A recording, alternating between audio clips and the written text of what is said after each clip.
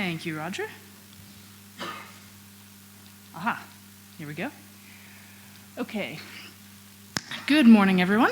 So I think what Roger is trying to say is that although I've not been in the industry for 10 years, as long as WAPA has been around, I have a certain amount of credibility in the Wi-Fi space because I've been looking purely at Wi-Fi and Wi-Fi business models and Wi-Fi infrastructure is essentially my main focus for just about 4 years now. So so at the moment I have a couple of different roles in the Wi-Fi space.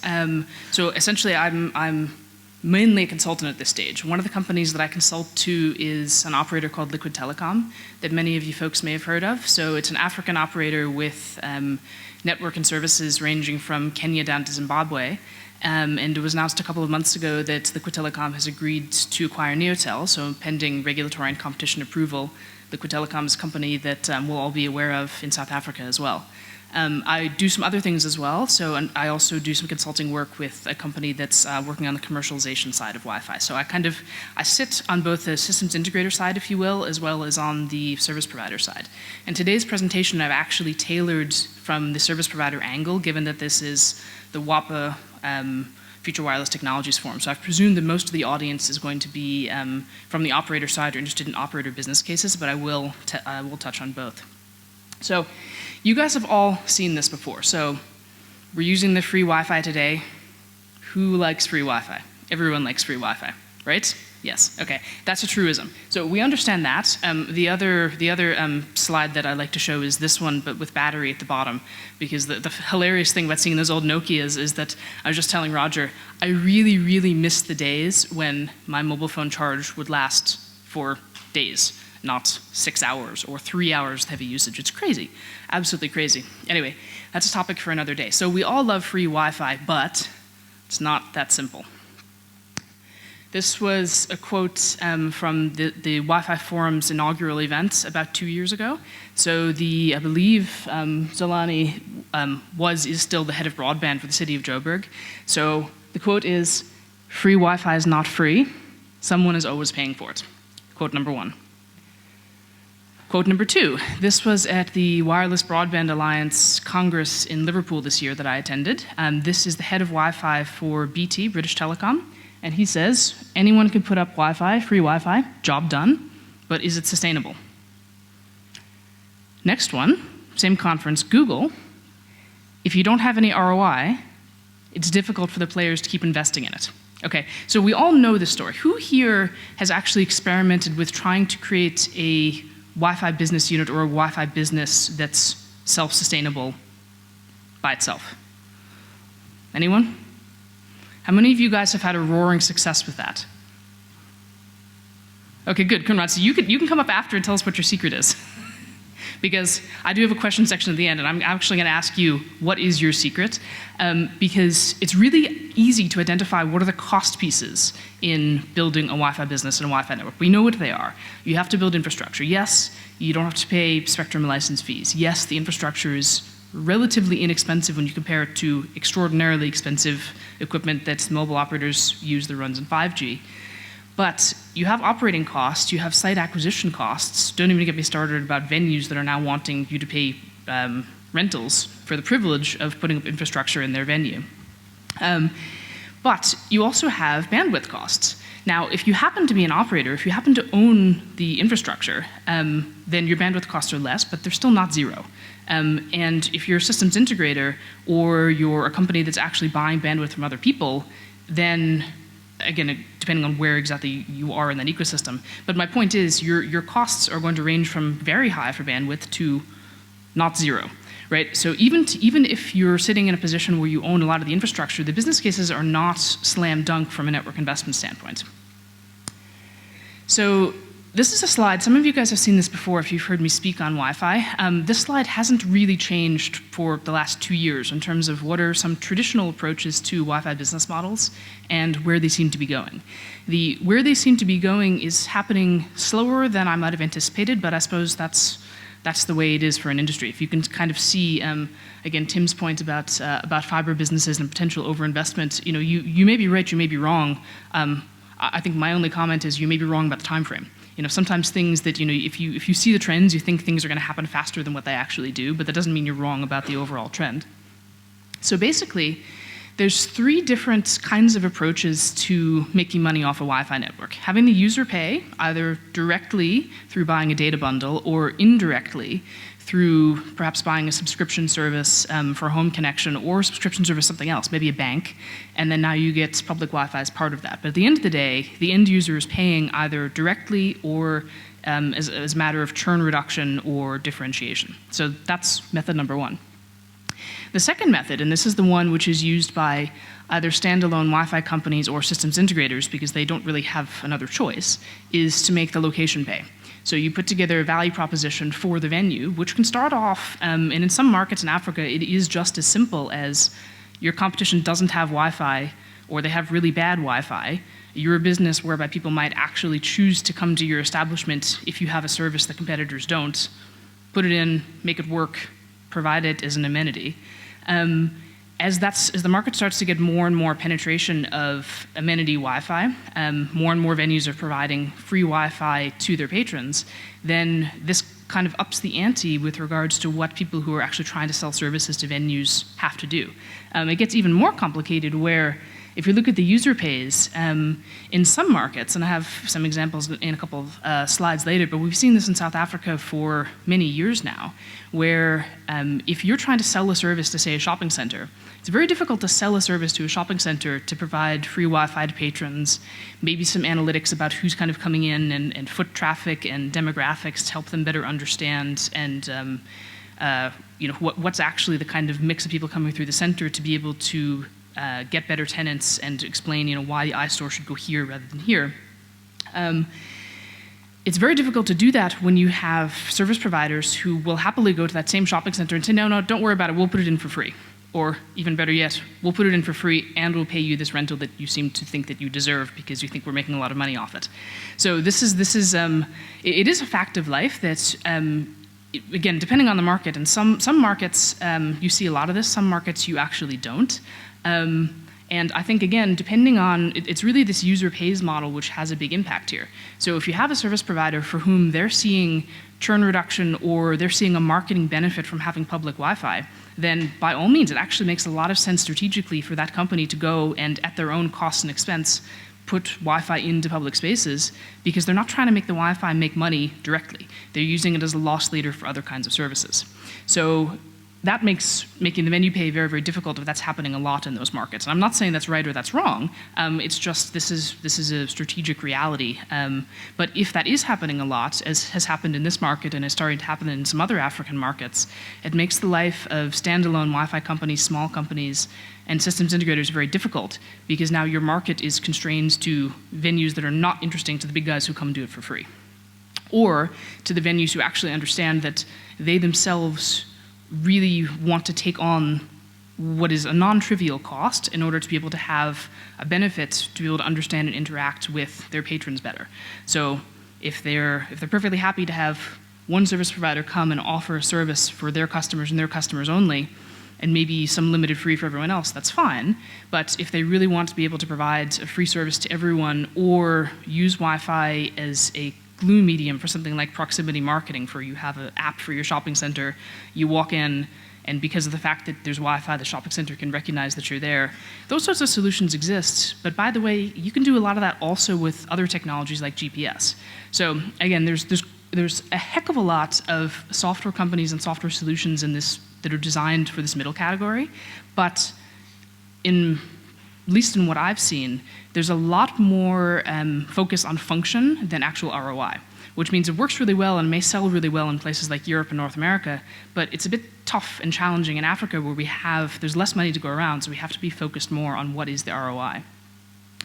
And then advertiser pays isn't the other one, which is also quite interesting. So advertiser pays can either be a business model in its own right. So take a high foot traffic area that's maybe an outdoor area, maybe a taxi rank, maybe a train station, maybe an airport, and put in the Wi-Fi, and users have to consume ads. So maybe they watch a video before they get online, maybe they fill out a survey before they get online, maybe every 100 megabytes they have to interact with another ad. So these kinds of models We've all seen them. I have a slide I didn't choose to include today, but I've shown before. The big challenge that advertiser pays is that consumers really don't like it. So a Wi-Fi service like the one that we have here today, where there's no portal, there's no password, just easy on, we can use the internet, that's ideal from an end user standpoint, clearly. And it's actually very obnoxious if you're out in public and you have to keep interacting with an ad to be able to use your Wi-Fi. So one of the challenges with user pays in general is that if you're trying to sell a prepaid data bundle, this can really only work well when you consider it against what's the nearest substitute product, which is a mobile data bundle. So if you have a lot of Wi-Fi in a space where people are spending a lot of time, whether that's a retail area or kind of residential area, and they can use that as a substitute for buying a mobile data bundle, that makes a lot of sense. But if you have 10 hotspots around a city, and you're trying to sell a data bundle competing with a mobile carrier, it's not really a great value proposition for the consumer because they can't use that data bundle everywhere. So I think the advertiser pays falls into a similar sort of scenario whereby it can work as a business model, but it's not really ideal from a customer value prop standpoint. So this is the kind of mix of things you're working with. Now, it's also, it's probably obvious, but I'll just make it more clear, that you actually see in a lot of the business cases that are more sustainable, what you actually see is a mix of these. So you may see an operator that sees a strategic benefit to having public Wi-Fi, and they either put it in or they heavily subsidize the cost to the venue. And then they also say, well, by the way, we have a landing page to let people authenticate, let's go and put up ads. Or let's take this infrastructure we've paid for and deliver a white label service to the venue. So rather than trying to sell the venue first, we put it in first and try and sell them later. So I think these are some of the sorts of things that we're seeing. So here's a couple of operator examples. So POA Internet. Who here has heard of POA Internet? Anyone? I've known these guys for, I don't know, almost a year now maybe, about maybe 10, 12 months. So these are some folks, a lot of the management team is ex-FON, which is a European Wi-Fi hotspot operator. MWeb actually brought FON to this market with, I think, some limited success. But the guys who run the company have been in the Wi-Fi space for a long time. And what they've done is they've actually gone and put a Wi-Fi network into Kibera, which is the biggest slum in Kenya. They put it into one of the nicer sections, actually, because there's parts that are relatively safe and parts that are not so nice. So they've taken it and they've installed a pilot. And I actually caught on Twitter just a couple of days ago that they have received a nice round of funding, and they're busy planning to expand throughout Kenya and also East Africa. So at least they've had some success in what they're doing. And essentially what they're doing is they've taken that approach where I described, where they've taken a section of town and they've blanketed it with Wi-Fi, and they have engaged local retailers as resellers of the data bundles. So you can pay in cash, you can also pay another. They're lucky or smart, that they started in Kenya, where M-Pesa is a mobile money which has, I don't know, something huge, like 98% of people have an M-Pesa wallet. So it's actually really easy to go and pay with M-Pesa for your Wi-Fi airtime. They're actually calling it Wi-Fi airtime. But essentially, they're competing on price. So this is an example of user pays. They're charging at significantly less than the going market rate. So they have 25 megabytes as their smallest data bundle, which is priced at the biggest premium. That goes for 10 bob, which is 10 Kenyan shillings, which is about what is that? That's 1 cent US. So that's not a huge amount of money. So basically, their business model is they're buying bandwidth, they've put in infrastructure, and they're selling at a very low price, high volume of data bundles.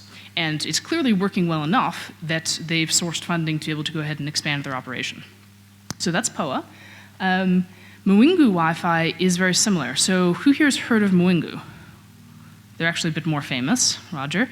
And Mwingu is famous not so much for their Wi-Fi strategy, but for their somewhat innovative or unusual use of backhaul. So they're one of the leading lights of the TV white space backhaul armada, if you will.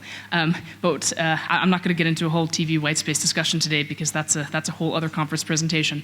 But their business model when it comes to Wi-Fi, regardless of how they're backhauling it, regardless of how the bandwidth is coming in, they're doing essentially the same thing as POA Internet. So they're selling prepaid data bundles at quite affordable prices. in the Kenyan market. And I know of at least one other company that's already planning to do this. So that's quite interesting. I think if you'd asked me maybe 2-3 years ago, before I started going out of South Africa into other countries in the continent, I would have said user pays is completely dead, don't even bother, no one wants to buy a data bundle. Some of the numbers that I've seen here in South Africa is about 1/2% of people who use a free service, like a 30 minutes free or a 1 hour free or 100 megabytes free, go on to pay for that service. That was one quite well-known use case, as well as my prior experience running Skyrove. You just don't see a lot of people buying prepaid data bundles in this market. But if you look at some other countries, if you have enough coverage, if you have that critical mass, and if you price it properly, and if your business case can sustain it, which means you've really got to drive down your price of bandwidth and your price of site acquisition, infrastructure, support, run a really, really lean operation, it can work. The question, of course, is for how long? So Vodafone, Zol, and Raha, these guys, so Vodafone, this particular Vodafone is Vodafone Zambia. There was some press just a couple of weeks ago that they've gone and put Wi-Fi in a lot of the major shopping centers around Lusaka, because Vodafone is recently, they're just now entering the Zambian market, and they're painting the town red. So they're doing exactly what we saw MWeb in particular do here in South Africa a couple of years ago, and they're going to every major venue they can think of, and they're saying, we'll put in Wi-Fi. It's at our cost, and it's going to be free for Vodacom users, or I think it's actually, they're using it as part of their HetNet for mobile data. But essentially, it's part of that strategy where, as a retail company, it actually makes a lot of sense for them to go and put this in, and it's a differentiator or a way to deliver the data services people are buying. Zol in Zimbabwe. Now, Zimbabwe is also quite an interesting market, because I put up Zol, but there's actually, they were probably the first. So Zol is Zimbabwe Online. They're a retail ISP. Happens to be owned by Liquid Telecom. So they have a number of hotspots throughout Harare mostly, including the airport, and some of the other cities. And Tel1 is the incumbent. It's kind of like the Telcom of Zimbabwe. And then also Econet Wireless is mobile company. So all three of these guys are actually busy now putting in service provider Wi-Fi, so user pays Wi-Fi throughout downtown Harare, and have been for some time. So Tel1's model is very similar to Vodafone, so it's prepaid data bundles. They're not priced particularly attractively, so I don't know, but I wonder how successful that uptake actually is for them. Zol is using it under that strategy of using it for churn reduction and differentiation. So there is a significant critical mass of Wi-Fi hotspots in Harare that they feel that from a marketing standpoint, they can say, this is why you should buy a home service from us. We have public Wi-Fi, it's included. If you're not a subscriber of ours, then too bad. You can buy a data bundle, but they're priced quite expensively, so not a lot of people do. And then Raha is a fiber company in Tanzania, and they have, again, a very similar strategy. So in Dar es Salaam and Arusha, which are two of the major cities there, they've put Wi-Fi hotspots into what they consider to be key hotspots, no pun intended. So places like restaurants, bars, and places where people tend to go a lot. So they also consider this from a marketing standpoint. They say, we feel we honestly don't know if we've made money or lost money from the Wi-Fi, but we feel the marketing benefit of putting this out here under our brand, having a free and fast service. We feel that this has marketed our brand extremely well. We love it. We're not going to stop. So I think this is interesting as well. And this could be, but again, they're not looking at this as we need these Raha spots to turn a profit. They're looking at this as this is a loss leader. This is a marketing expense, which again is quite an interesting kind of approach should you have the budget. But again, the other thing to note about Raha is this is a company it's a fiber company, so it owns its own infrastructure. So their cost of providing connectivity to those sites is clearly less than if you were a company that was trying to deliver a similar service but then had to go and buy connectivity service from a Raha or from someone else in the market. And then this last one, this is a company called Connect Free, which is a Zambian company, and they have an example. I'm sure there are others. There's probably a lot of others, some of which I've heard tales of in South Africa but don't know well.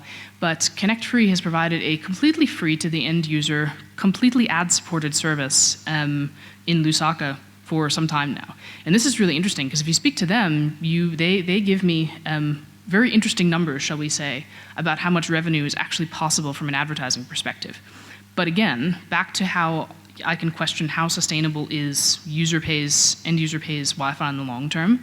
I also have to question how sustainable is advertiser pays Wi-Fi in the long term, because if you have too much of it, then you have an oversaturated market and your rate for the advertisers is going to drop unless you can prove that you're somehow actually leading to purchases. Because the whole thing about online and digital is that it's incredibly measurable. So you know exactly how many impressions you've had, but then how many clicks, how many purchases. So it's almost like, I think that the days of free ad-supported Wi-Fi in Africa is almost like the early days of internet advertising. And I was way back in the day, back in the dot-com era, I was actually working for one of the top search engines at the time, which was called Ask Jeeves. And I remember back in the day, so some of the things that was happening in advertising then is really similar to what I see happening in the Wi-Fi world now. And some of the revenue, the top line revenue numbers, they were very, very, very interesting for a couple of years, and then all of a sudden they weren't. But I think again, the interesting thing about Wi-Fi and ad models is I'm actually a bit of a contrarian in this one, because I can't stand advertising. I hate it. I think most advertising is completely broken. I don't like that everywhere I go I'm bombarded with radio ads and billboard ads and magazine ads. But at the same time, I really, when there's an ad that's interesting to me, I actually do really enjoy it. And I feel that the space for Wi-Fi advertising is in not giving me 10 irrelevant ads, but giving me an ad 1/10 of the time that is actually really relevant. So that's my own personal bias as to where this is going, but again, slower than one might like. There's a lot of solutions out there, and none of them really yet does that. So we'll see what happens. So this is another slide some of you guys may have seen before. This is just an attempt to outline what are some of the functions and features you can deliver with Wi-Fi, and what are some of the costs and benefits to it. You can't really see so well here, but the circle on the left is meant to be yellow, and that's talking about where hardware companies are innovating and adding services. So, because obviously if you're a hardware company, you're trying to, these slides are all going to be available on the website, by the way. If you're a hardware company, you're obviously trying to get people, whether they're service providers or systems integrators or even end users themselves, to buy your equipment, which means you want it to do as much as possible out of the box. I actually read an interesting case study this morning talking about exactly that. But I mean, they're all kind of very similar case studies as far as I'm concerned. There's actually, to some degree, you can innovate here to stay a little bit ahead, but it commodifies very quickly. And then the upper one is all of the various different things you can do on the software side. So given a Wi-Fi radio, there's a whole lot that you can do, from tracking on the one side to targeting on the other side. And this is really interesting because I often try to estimate how many companies are providing services in the software side, and probably, so who here has either worked for a company, who here has worked for a company that has written a in-house captive portal solution? Yeah, custom. See, that's like 5 or 6 just in this teeny tiny little audience. So the barrier to entry here is incredibly low, okay? It's really not hard, I think those of you guys who've done it can appreciate, it's really not hard to write something which will provide a very basic service. It's actually not very hard to drill vertically into any one of these functions. But again, it becomes a question of now, what's your business model? What are you doing? To whom are you trying to sell this? Are you trying to sell this to venues? Are you trying to sell this to service providers? If you're trying to sell it to a venue or to a service provider, again, at the end of the day, it all comes down to ROI. You can provide a kind of cool experience to the end user, or interesting demographics, interesting analytics, if you will, to the venue, but again, to what end, and how does that actually lead to more revenue for your shopping center or for your retailer? And how does this lead to a better user experience for the consumer? Because what you will often see, I've seen people turn off Wi-Fi and go on to mobile data, not even because the Wi-Fi is slow, I've done it because the Wi-Fi is slow, but because the user journey to sign up or to authenticate is too much of a pain. And if you're walking about a shopping center and you're getting an ad, as you walk past all these stores because you happen to sign up and use the Wi-Fi once at McDonald's, that's a really good way to get people to turn off their Wi-Fi, turn off their app, not trust public services. So there is a bit of a tragedy of the commons that can start to happen here. And And then this thing, which I accidentally had in the prior slide, I think some of you guys caught this. This was one of the other insights that I saw out of the WBA event that was in Liverpool this year. So back to the Tulip Mania or toll bridge. Personally, I view Wi-Fi infrastructure as a bit of tulip mania. You know, any idiot can install it. I mean, kind of like we saw the quotes earlier. You can put it up, you can make it free, but then it's going to keep costing you, and how are you going to make back your CapEx, certainly, even if you can cover your OpEx? So infrastructures, and again, it's really easy. Anyone can compete there. It kind of becomes a race. Because Wi-Fi is license exempt, you can't have multiple in the same location. They interfere with each other. So it's kind of a race to the bottom for who can get there first, who can get there cheapest and actually make it work. The interesting thing, again, Nick's had some interesting slides about the improvements in 5G speeds. You can see very similar things with the Wi-Fi radios. I mean, we're now having multi-user MIMO and all sorts of crazy throughputs at the access point. You know, 1 gigabit plus throughput. That's lovely, but you know, we don't have 1 gigabit backhaul into a whole shopping center. So, you know, in a shopping center that has 5 or 8 or 20 APs, wonderful that you can give me gigabit throughput to that, but you know, we're dealing with a little bit of a different challenge here, which means that in a lot of cases, the top end of the vendor's range is actually overkill for what it is we're trying to do. But this bit here is personal and behavioral data. That is exclusive access to that is the new toll bridge. And this is something that I'm interested in and I'm worried about, because we all know perfectly well that we all go through and happily accept whatever terms and conditions of service are there. I don't know how many of you guys, again, we're in the industry, so we're more likely to have caught this, but it was about a month ago that WhatsApp went and changed its terms of service, and they now have, they now have access to all of your Facebook friends unless you go and opt out, okay? Right? And then, of course, there was a major backlash to that. But again, what % of people around the world do you think are actually aware of that? I think a lot of people haven't gone and opted out. I actually had a big discussion with a friend of mine, and he says, well, how much do I really care? Do I really, what's the harm to me if they're using my data and making money off it? And I was having a bit of a hard time, because it's one of those things where, of course you should care, but if someone actually doesn't, I don't quite know how to persuade them that they should. But I think a lot of people either don't know, don't care, but this then becomes very interesting. This is what, I mean, we all know the OTT, the big OTTs, the Facebooks, the Googles, the Apples. They're busy trying to get this, but if you use a free public Wi-Fi, and especially if you log into something like Facebook, or even if you give your mobile number, I promise you, the reason that data is being collected is so people can go, you know, data mine, and then they're collecting whatever information they can about you based on the information you've given or your MAC address.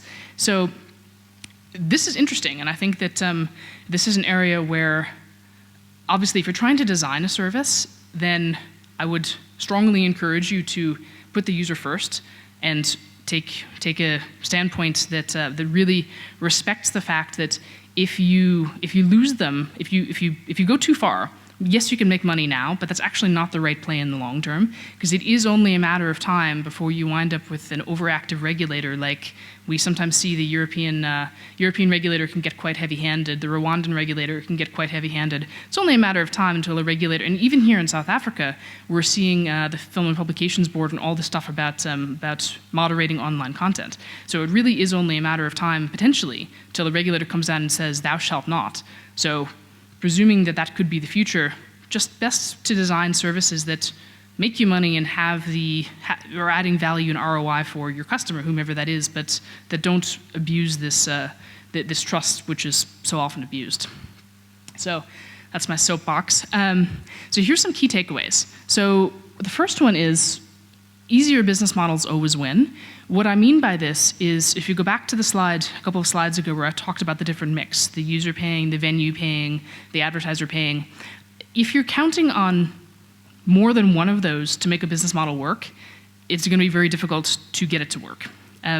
So you've got to understand, given where you are, if you're a big fiber company, by all means, go to column 1. If you have really good media relationships or a really good monetization partner, maybe start with a completely free ad-funded service and then out on other things. But the more complex you try and make it, the harder it is for it to work.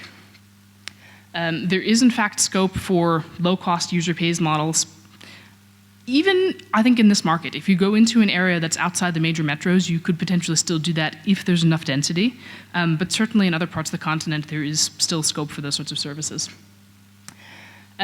Advertising can play a role, but the tail must not wag the dog, by which I mean if you make it too obnoxious for the end user or too abusive to their privacy, in the end, you will not win. You might make money in the short term, but it's a long game. And proximity marketing, by which I mean you walk into a mall, we recognize your back because you've logged into the Wi-Fi before. This remains more hype than value. So again, there's tons of companies that can deliver that. There's tons of companies that will happily deliver an ad. We're not seeing a tremendous amount of it. And I think it's because, again, at the end of the day, to deliver the entire value chain and do it in a way where it's simple and the ROI is clear, still remains a bit elusive. Captive portals are dying slowly. This is one where the captive portal, for those of you who don't know, this is the splash page you see when you log in that you have to use to authenticate yourself. There's various methods of automatic authentication, whether it's apps or more, or things like ePSIM or Hotspot 2.0 for automatic authentication.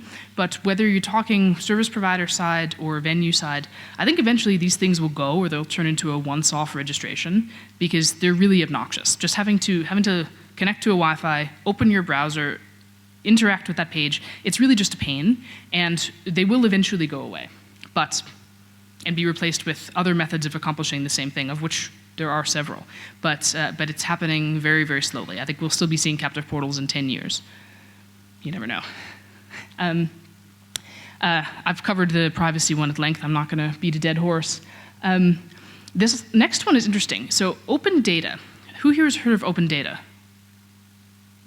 Almost no one. Okay, so open data refers to it's basically, it comes out, it's similar to open source or Creative Commons, whereby data that's collected is open sourced, and then other people can add on to that, merge, combine, add value.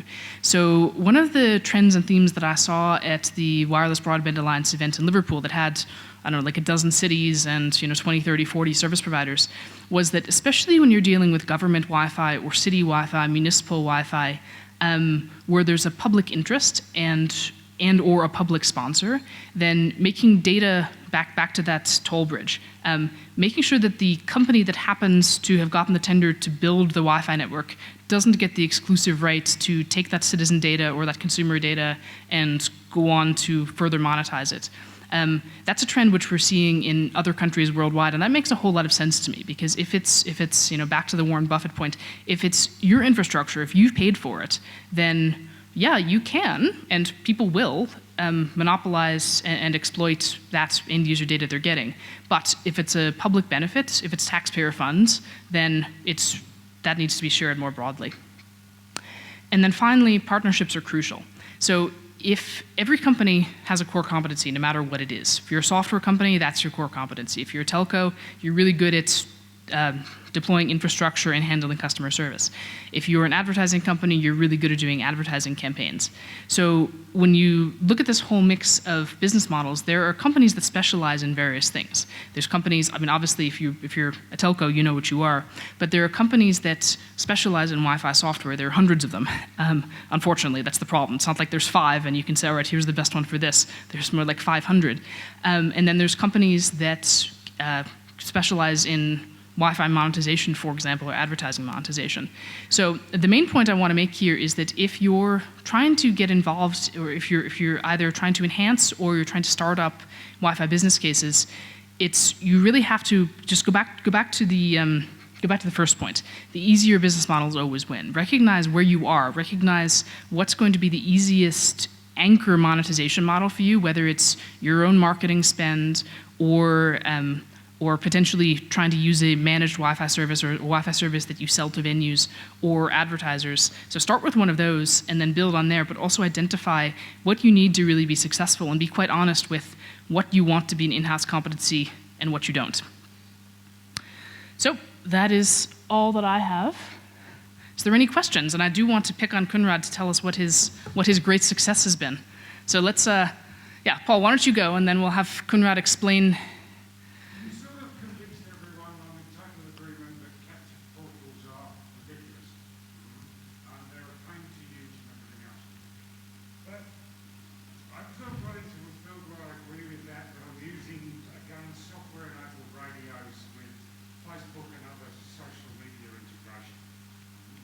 Firstly, what's your opinion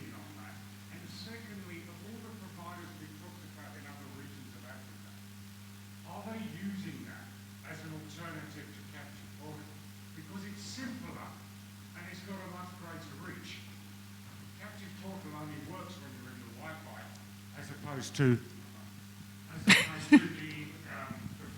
page. If you like it, will go on forever. Can you explain again what it is that you're using that's not Captive Portal? What's the user journey, or what's the technology look like?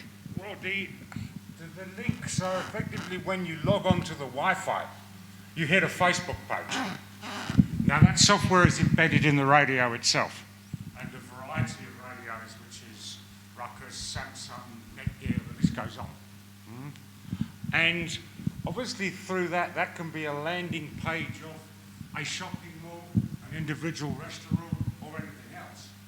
But by the fact of liking it, when you're no longer in that Wi-Fi zone or sitting at home, you can also see information about what is going on within that Wi-Fi zone from a marketing perspective.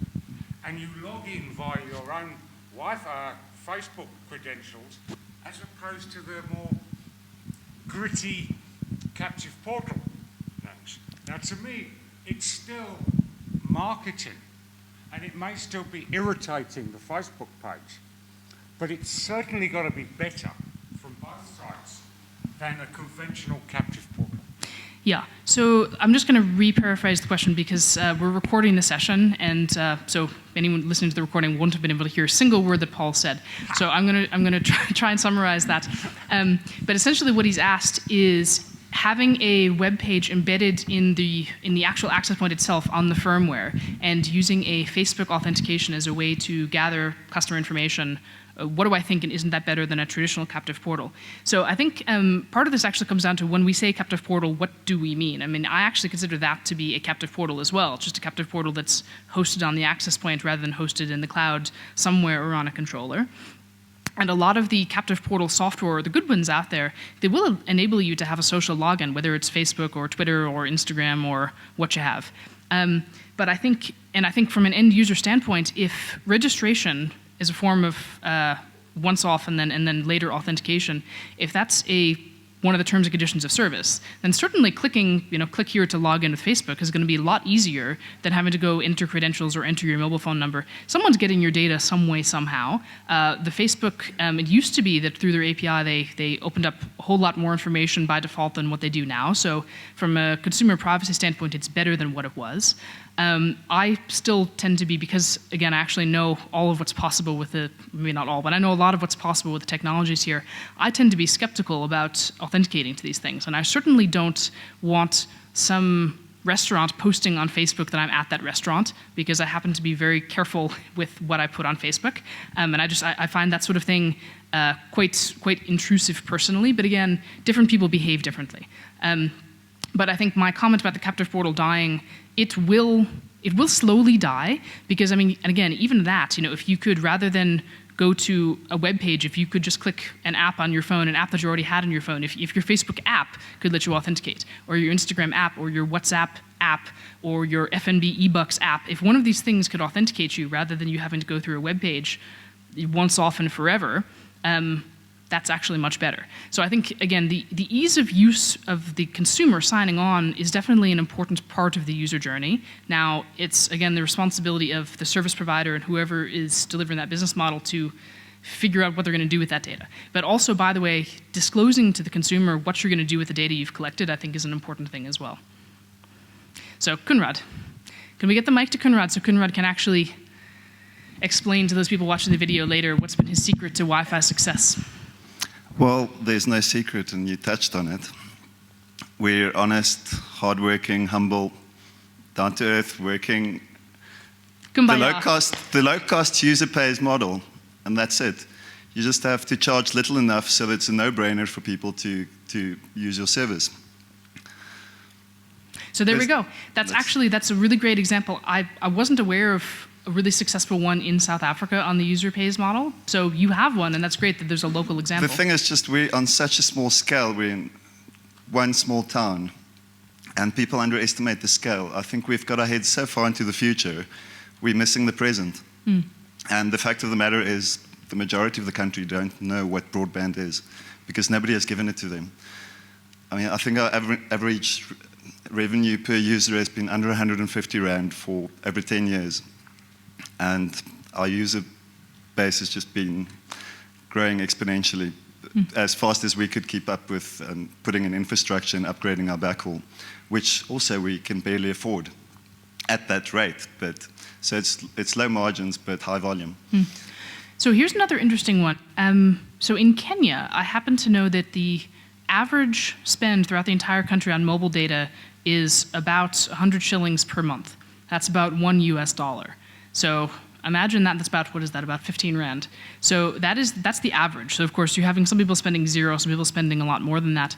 But if that's your average, and there's some other data that I saw recently that indicated that a lot of people, even when the prices go down, they still don't increase their spend past that level. They're able to consume more data, but they don't actually, their price elasticity is kind of stuck, which implies to me that at least in Kenya, it's not that people aren't, it's a bit different to what we see in other markets where the more broadband you consume, the more broadband you buy.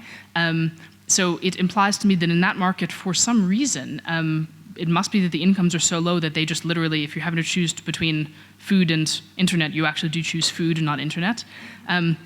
But the interesting thing again is if you have really low, or other things, if you have really low incomes, then something like an advertising model could actually be a better way, because if the user doesn't have to pay anything, if the advertiser is essentially sponsoring it, yeah, maybe it's obnoxious, but if you really are that low income, you can put up with some obnoxious. And then, because we all also understand the benefit of internet access, I mean broadband, but internet access to be able to help bridge the digital divide and increase GDP and all that stuff. So maybe that's not actually a bad way to go if you have extremely low incomes. Also not just talking about low income areas, even urban areas. Not everybody can afford a 600 Rand a month or 1,000 Rand a month fiber contract for 2 years. Not everybody can install a 1,000 Rand installation fee. Or maybe they can afford it, but they don't see the value. And they're not willing to commit that spend unless they have experienced it. So that's why two of the models that you used as examples, it makes completely sense to me that their models work, because people get to get the experience at the free Wi-Fi hotspot, and that shows them what they're missing out on at home. And by the way, if you think about TV, it's been used before as a metaphor that you have free-to-air TV, which is ad-supported, kind of, and then you have pay TV, which is not ad-supported and where you pay a subscription. So even your home broadband could be, I mean, I've used this as a Wi-Fi example, you could have a very similar sort of thing for home broadband. And what we see in the Wi-Fi world is there's usually a anchor business case, which is either this is, log in if you're a Zoll subscriber or a Raha subscriber, or the main service is ad supported, but if you feel like not having ads, you can authenticate to something else, because we can do that on the same radio. So it's usually not, I mean, again, simplicity is important if you're trying to build your business case, but then when you have it, you can, to the degree that it doesn't create strategic conflict, you can add more and more types of revenue streams to those exact same radios. And when it comes to the end user, at least, let them choose. Let them choose if they want to pay. Let them choose if they want to have ads. All right, so I think that's it for me. Thank you, everyone.